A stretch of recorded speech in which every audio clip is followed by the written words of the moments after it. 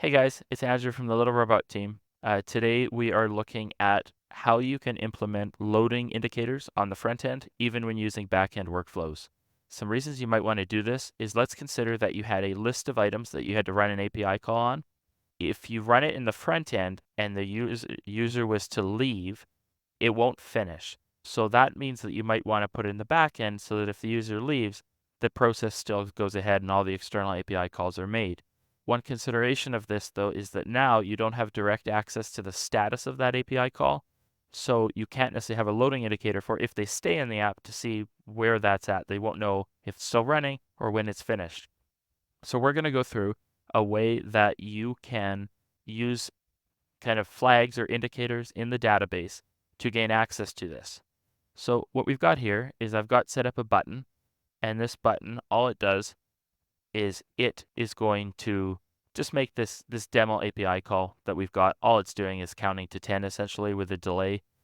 So what we're going to do is first I'm going to go have a look at the database where on our users, what I've done is I've set up a couple things. I've set up, first of all, the demo count. That is not really to do with the spinner. That's just to allow us to count to 10 and slow down our API workflow without running an actual API workflow. So what we've got here is I've got a spinner flag that can be set yes or no. If I then go back to the workflow, so what happens is when the user clicks on that button, the first thing it's going to do is it's now going to indicate that spinner flag as a yes. On the front end, we have the spinner object, which is hidden by default, but it's got a condition that says when current user spinner flag is yes, it's visible. So what happens then is that when we make this current user spinner flag yes, now that spinner goes ahead and loads. This then calls that backend workflow. So I will head over there and come in here. So essentially every time, just for the demo API, this is just incrementing by 1.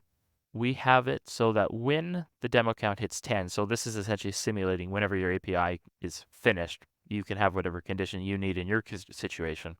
We then go ahead and set the spinner flag to no, and what that will do is back on the design side, it will hide the spinner again. So I'm going to go ahead and preview and show you guys what that looked like. This button, spinner comes up, it's running through the API call, the flag has been set to yes, and then after, in this case, 10 seconds, but in your case, however long your API call takes, the spinner goes away and the user knows that the process is complete. I hope that's helpful in whatever cool and fun apps you're building. Thanks.